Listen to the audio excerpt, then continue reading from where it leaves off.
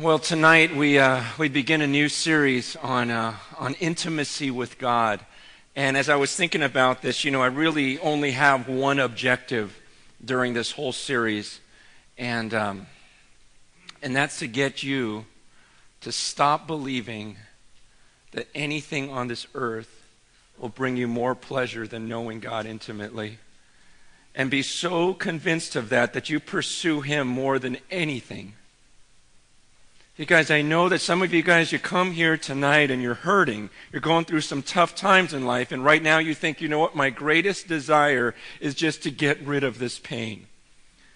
And I just want you to be open tonight to the possibility, just the possibility that a relationship with God and knowing God intimately could be better than even getting rid of that pain.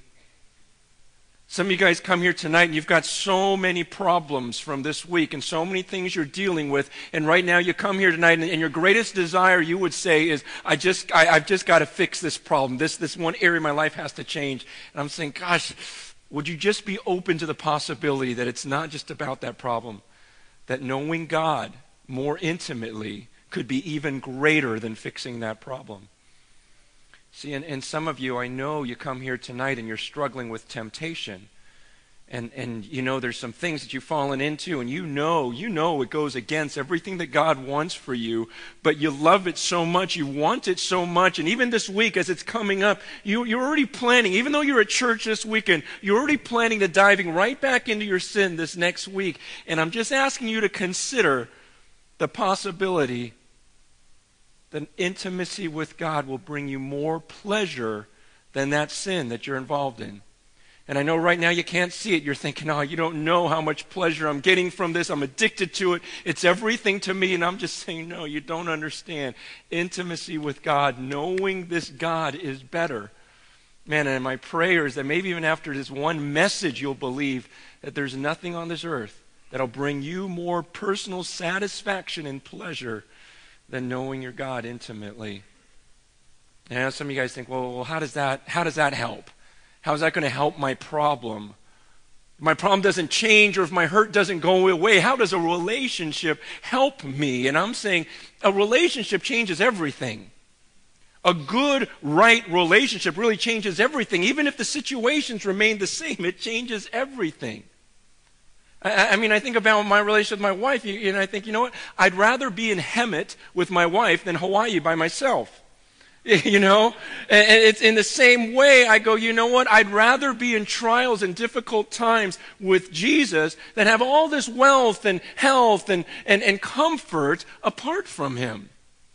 See, there's something about this relationship that can be so great that you go, you know what? I'd rather be with Him than anywhere else. And nothing else matters to me. Nothing else compares to knowing Jesus. I think sometimes we forget how good we have it in life. You know why? Because in our world, we are programmed to think about what we don't have. Every time you turn on the TV, they market what you don't have so that you covet and you desire. And everybody wants us to focus on what we don't have and to strive after those things. Well, the Bible calls that coveting, saying don't desire more. Recognize what you have, what God has given you. It's just that so often we don't recognize how good we have it. It's funny, I shared last week about my high school reunion, and I can't tell you how many times people came to me at my 20-year reunion, and they'd look at my wife and go, she's hot. And I even remember this one girl just stared, just with her mouth open going, that's your wife? And I go, yeah, it's my little baby. She goes, she just had a baby? I go, yeah. And her jaw was just like, I remember the girls you dated in high school. What are you doing with her? What is this? How did this happen? And it was funny because it happens so often. It's almost like when someone else points it out to you, you go, yeah, I do have it pretty good. And you know what it made me do this week? Which I've never done before. I just thought, man, people were so shocked. It surprised me. And I thought, you know what, I just want to look at a picture of her and I objectively. I'd never done this in my life, but I just thought, okay, if I were just a stranger and I saw this couple and I'd look at them, would I be shocked? Some of you guys don't know my family. This is my family. All right, so we just took that like a week ago. How many think my wife looks better than I do? You guys want to think about it for a while first? Okay. But okay, you can turn it off. But the whole thought was, it's weird how I started to look because everyone started telling me how much we didn't belong together. And I'm going, wow, you're right. She's beautiful. And sometimes, someone becomes common to you. You see them all the time. And then you just stop. And as everyone else tells you how great she is, you're reminded. And you go, oh, yeah, that's amazing how good I have it. And you see, I guess that's what I'm hoping this series will do for you. As I tell you about how good you have it in this relationship with God. Because I look at who God is. And then I look at you. And I go, you guys are together? I mean, that's right. I mean, I look at myself and I'm going, man, after all the junk that I've done in my life, all the evil, all the wickedness, all the cruel acts of my life, and then to think that I am matched up and I have a relationship with this holy, beautiful, perfect God, and He calls me His child, He calls me His bride, then you just go, wow, that doesn't go together at all. And sometimes we can start looking at all these things we don't have and we don't stop and realize I've got everything. I've got everything. I'm connected with God. We are the bride of Christ. We are His children. He calls us His friends. And you just stop and you think, friendship with God, intimacy with God. Look, I know there are problems. I know there are things we're going through. But think about the fact that you're with God right now. God, the Creator that we just sang about, loved you so much. He loved you so much. Think about the things you've done in life. Think about the ways that you've offended Him.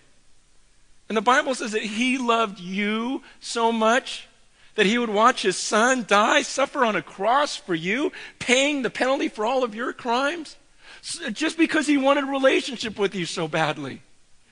So you could know Him, so you could have peace with Him. And so now suddenly you are in this union with God. Many of you have been baptized. It's like a marriage ceremony where you're dying to your old self, and you're coming up and you're joining yourself with Christ. You're publicly going, gosh, He and I are together now.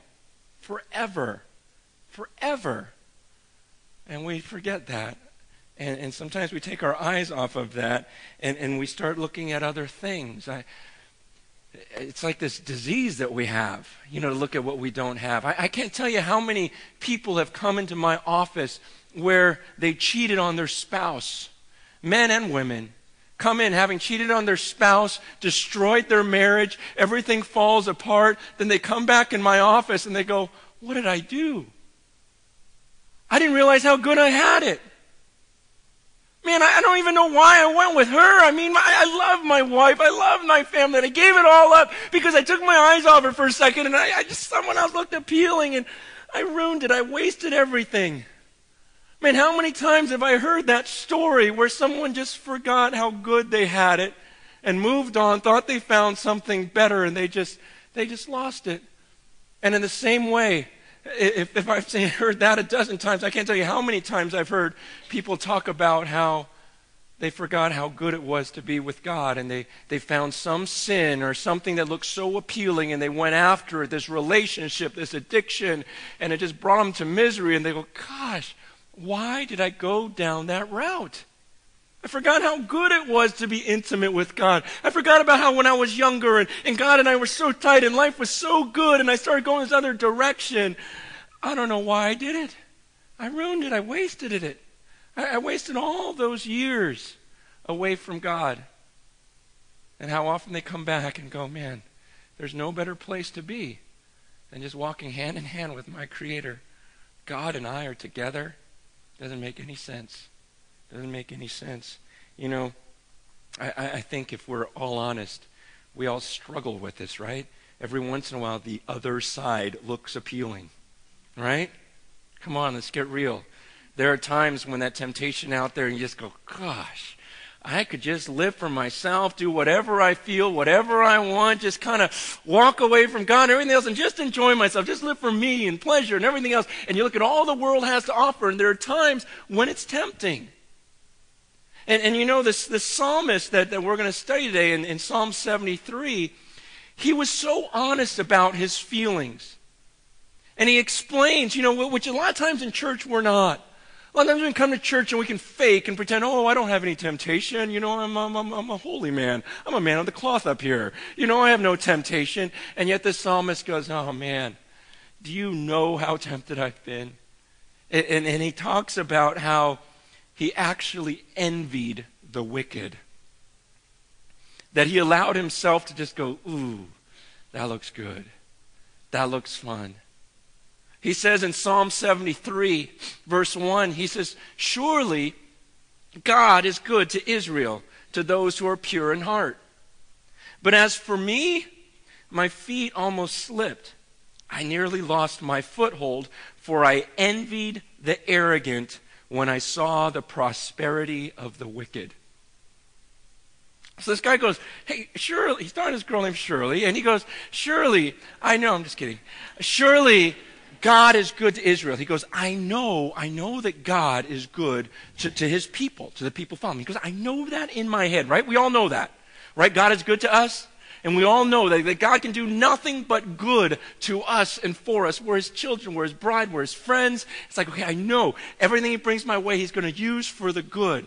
I know he's good to me. He goes, I almost blew it. He goes, my feet almost slipped. I nearly lost my foothold in this thing of following God. I almost went the whole other direction. He says, because I envied the arrogant when I saw the prosperity of the wicked. You ever see the wicked people prosper? And doesn't that bug you? You know? And the word for prosperity here is the word shalom. You know? Which in Hebrew, it just meant everything's good. And sometimes you look at the most wicked people on the earth and they sit back with this smirk and this pleasure and this comfort, and you just go, that makes me sick. I can't even tell you times when you even pray like, God, why would you let him live that way? This guy mocks you, he's blatantly against you, and you're going to bless him with all his material wealth, his health, and everything else? See, the psalmist goes, man, I know God's good to me. He goes, but man, sometimes I would look at these wicked, wicked people with envy because I'd look at their prosperity. And I'm going, why am I following God? Look what this guy's doing. And things are working out pretty good for him. I saw the shalom, the peace, the everything's good attitude, like everything in their life is working out perfectly, and they're wicked. He goes, I almost ditched my faith because of that. He goes on in verse 4, he says, they don't have any struggles. Their bodies are healthy and strong. They're free from the burdens common to man. They're not plagued by human ills. And therefore pride is their necklace. They clothe themselves with violence. From their callous hearts comes iniquity. The evil conceits of their minds know no limits. They scoff and speak with malice. In their arrogance they threaten oppression. Their mouths lay claim to heaven, their tongues take possession of the earth, and therefore their people turn to them and drink up waters in abundance. And they say, how can God know? Does the Most High have knowledge? He's saying, look at the wicked people on the earth. Doesn't it seem like some of the richest, most arrogant people have no struggles? And they're healthy. They're wealthy. They're strong. He says they have literally no struggles, and it's different how you translate this. Either no struggles in their death or no struggles till their death. It's like, he goes, you would think that maybe they would die in a terrible way, or that terrible things would happen all the way up to their death, but it seems like, no, that guy died peacefully. He was wicked. Haven't you seen like people that are going to be lethally injected, mass murderers, and they just have this smirk, and they just kind of grin as they're going to die, and you go, what is that? Seems like that guy's in perfect peace. He's a murderer. He goes, what is going on here? And he talks about how they're arrogant. And you look at that, and then you look at the opposite. Like last weekend when I was preaching here, I have this friend. His name's Logan Walters, and he leads worship at this church in Texas, in Waco, Texas. And he's leading worship. His big church, about our size. They'd have like 1,000 people at a service. Last Sunday morning, he's leading worship. The pastor, 33 years old, comes up here, gets in the baptismal tank. There's a little bigger. Everything's bigger in Texas. And, and so he's in the water. When someone's coming down to get baptized, he grabs the microphone, electrocutes himself, and dies in front of the whole church.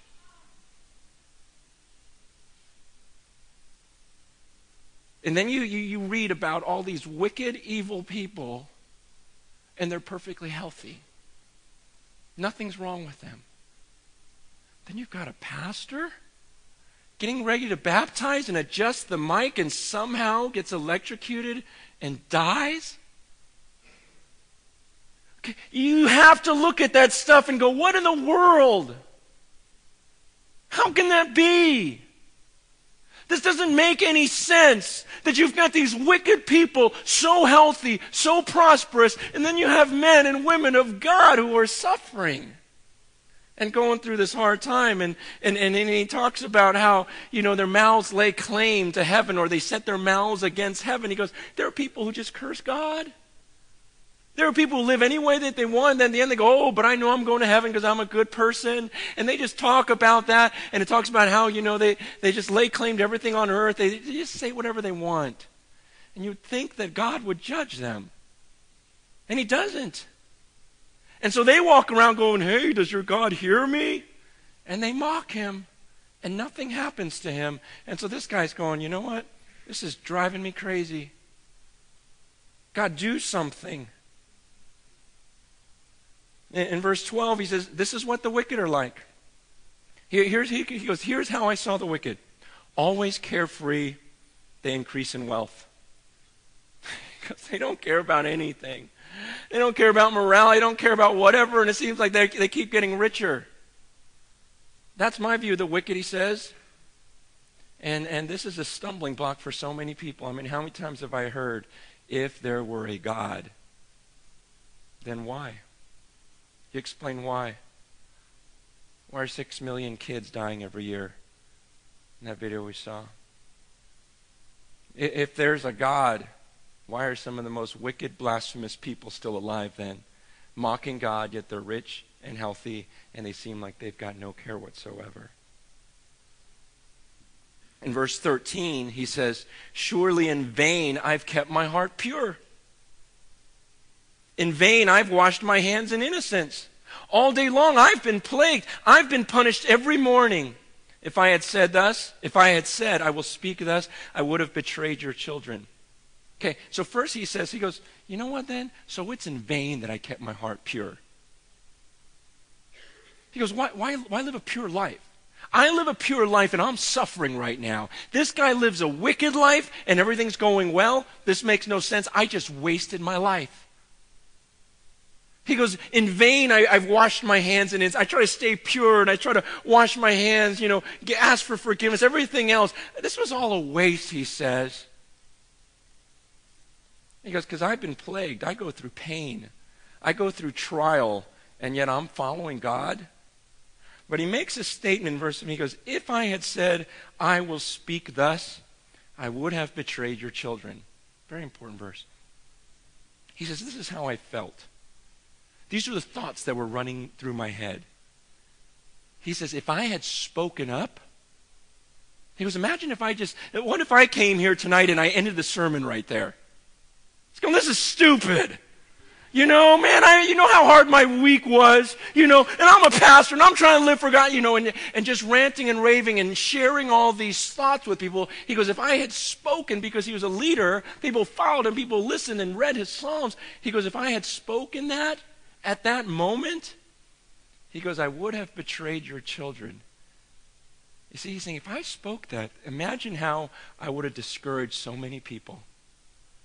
I would have ruined so many people. I would have betrayed your children. I would have made them feel bad about their lives if I just laid out all of that. See, the psalmist had a wisdom of keeping his mouth shut. When he was processing through something, he had a wisdom of keeping his mouth shut. You know, a lot of times we don't have that wisdom. A lot of times we get angry, get frustrated with God. You just go, I just want to think out loud right now.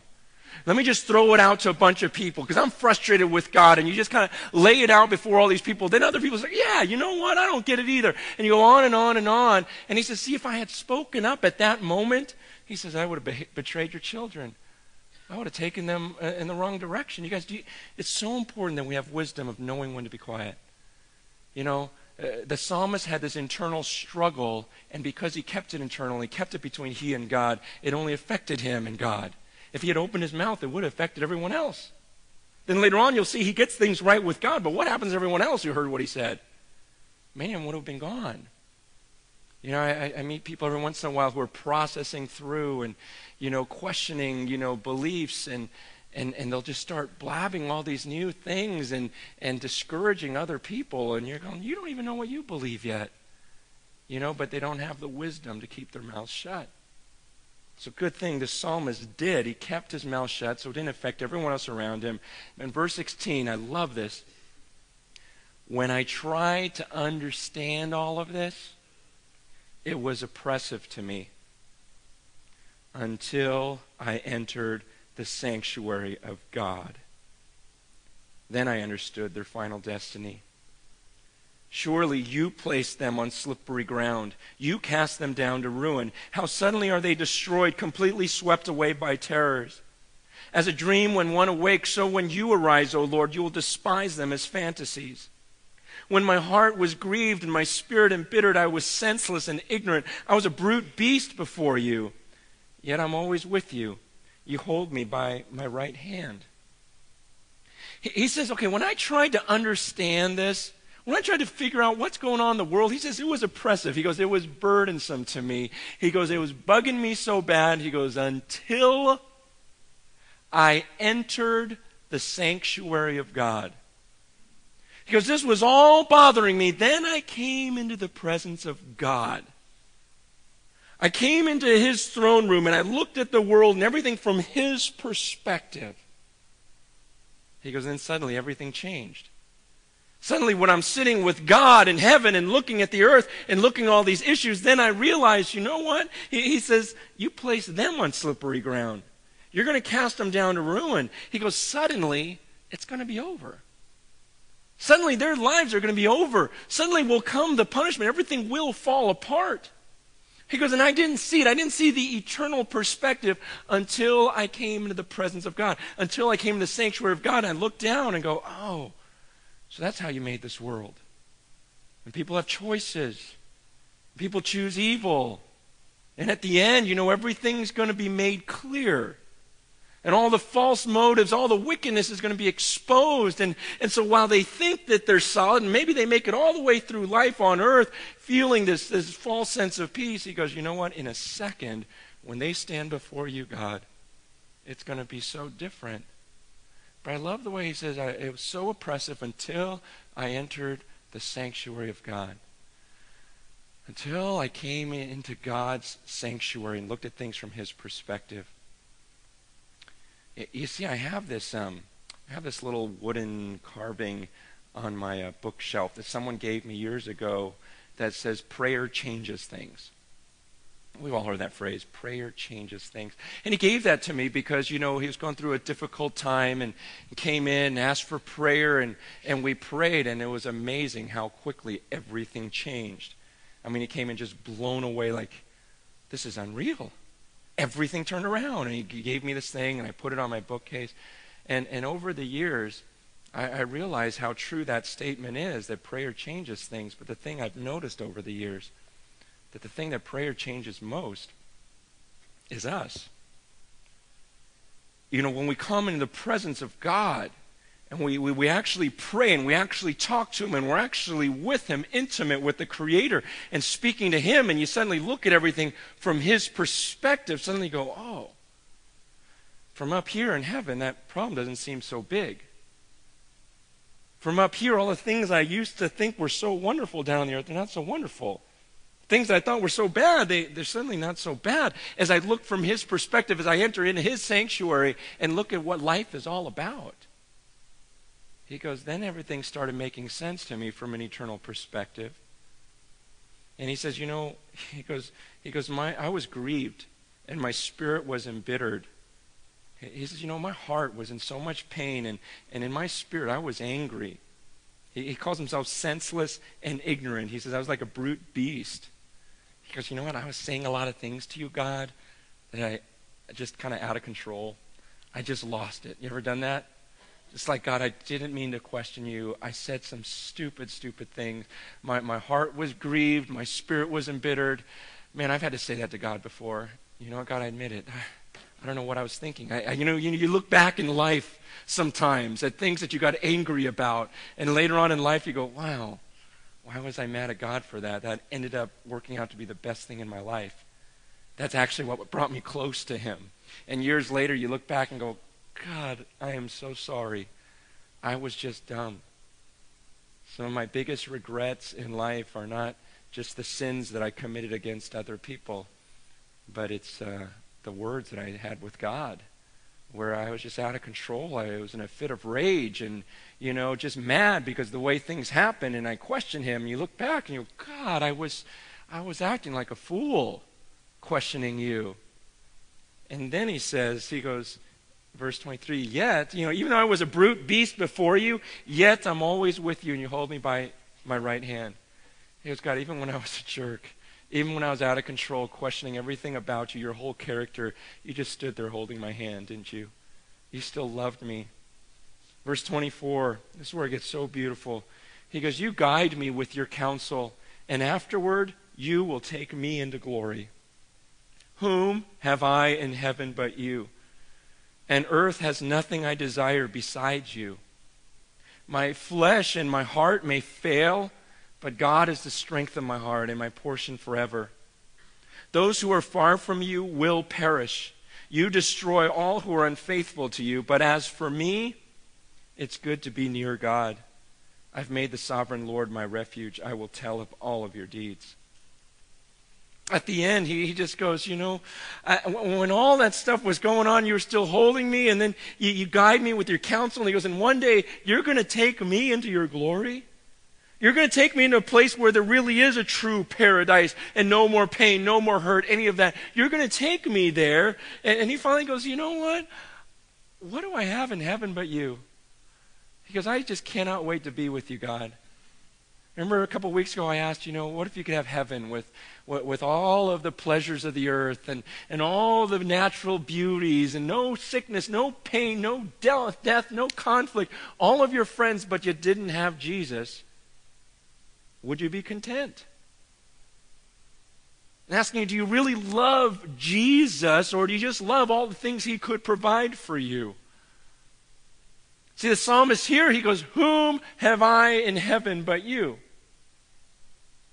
A lot of times we go, gosh, I can't wait to get to heaven because I want to see my dad, I want to see my mom, I want to see this person, I want to see that person. And that's all good, but you know what?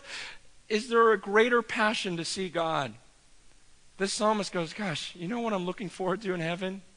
You. Just being with you, seeing you face to face.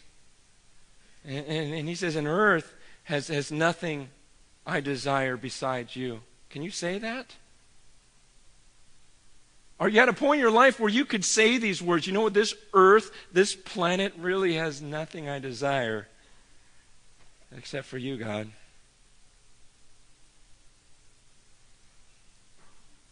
You love him that much?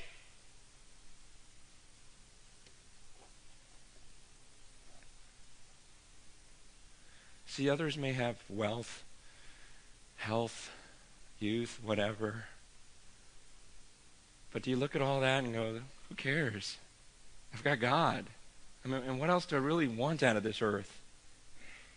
Are you still looking at other things on this earth and they're still looking so appealing to you? You're still coveting and wanting them, or do you just go, God, you know what? Yeah, every once in a while I get caught up in these little rabbit trails, but ultimately, what am I really after? It's just you. There's nothing on this earth worth living for but you. There's nothing I want in heaven except for you. I just want you. I mean, think about it. If you could switch places with a Bill Gates or a Tiger Woods, would you? I mean, it's not even a thought to me. It's like compared to knowing God and being intimate with my Creator. And some of you guys go, well, yeah, I would say that too, but can't we have both? You know? Can I have all the, can I have all the riches and all the health and God? And I would have to say to you, if that's the question you're asking, you don't know God like you should. Because the whole idea of knowing God is you get to a point where, like Psalm 23, the psalmist goes, the Lord's my shepherd, I shall not want. God's my shepherd. What else can I want? Why would I desire anything? He leads me to still waters. He takes care of me. His rod, his staff, they protect me. I've got everything. I've got him. This is so good. God and we can take on the world. It's the same thing the psalmist is saying. He goes, what else do I want on the earth? He goes, there's nothing on this earth I desire except for you, God. There's nothing in heaven I desire except for you. It's this relationship with God where he goes, you're everything to me. This other stuff really doesn't matter. It's not about, okay, I want God and health and riches and a great... It's like, you wouldn't even think that if you really saw how beautiful your God was. You really understood how good you have it. You go, well, it's not adding a whole lot to say God and riches. Just God. It's like if I asked you, hey, would you like me to give you $1 billion or $1 billion and $1? I don't care. It doesn't matter. It doesn't really make that big a difference. The same way, it's like, man, do you want a relationship with God, or you want a relationship with God and all the riches? It should be, I don't really care. It's like God is everything. There's nothing on earth I want but him. And heaven is nothing I desire but him. And I love that last phrase. Verse 28. But as for me, it's good to be near God. Other people, people sometimes accuse me and say, oh, Francis, you're against those who want this and want that, or, you're anti-riches, anti-this or that. You guys, I'm not against all that stuff. I'm just going, there's something so much better. And you can pursue anything you want on this earth. Pursue all the success you want. Buy anything you want. I'm just saying, as for me, it's just good to be near God. That's all I need. That's what the psalmist is saying. He goes, everyone else can have everything else, but as for me, I've got God, and it's just good to be near him. It's so good to be near him. The Lord's my shepherd, I shall not want. There's nothing else on earth I really desire. I'm so content with him. And I know that some of you guys go, man, I'm not there. How do I get there? Right? I still long for other things. I want things fixed. I want this, I want that. Jesus hasn't been enough for me. And let me just say this, it's so hard because in order to love, we're so wicked, we can't love on our own power. We can't love God, we can't love people, not truly love them. I'll go days without loving a single individual. Weeks, just thinking about myself, because that's just the kind of person I am. Self-centered, selfish, just think about myself a lot. And I really have to pray and beg God every morning, say, God, help me to love people. That's not natural to me. Help me to love you. There's days I wake up and I think, man, all I think about is playing. Man, I could golf today, I could surf today, I could do this, I get all these desires, all these wants, and I go, God, I'm not even thinking about you. Like, you're not even on that list anywhere. It's not appealing right now. And there's times I just have to be honest with God and confess that to him and say to him, in my mind, I know you're the best, but right now I'm not feeling it. And it's okay to be honest with God. And what are you going to do, lie? Well, I really do desire you. you know. But just to tell him, to say, no, God, you know what? I know you're the greatest thing I can experience on this earth is intimacy with you. And right now I'm just desiring too many other things. There's a great verse in Deuteronomy chapter 30, verse 6. It says this. God says to the people of Israel, the Lord your God will circumcise your hearts and the hearts of your descendants so that you may love him with all your heart, with all your soul, and live. Who has to change your heart? God has to. It's not something you do by your own power where you're just good enough to love God by your own power. You know, even God himself says, you know what? It's God who's going to do that. He's going to change your hearts. He's going to change the hearts of your descendants so that they will love him with all of their hearts. And you guys, that's what I have to pray. I go, God, change me because my love for you isn't that strong and I need you in order to love you. I need your power in order to love you. It's the craziest thing. You would think that I, in my own flesh, could muster up enough love for you, but I'm that wicked, God.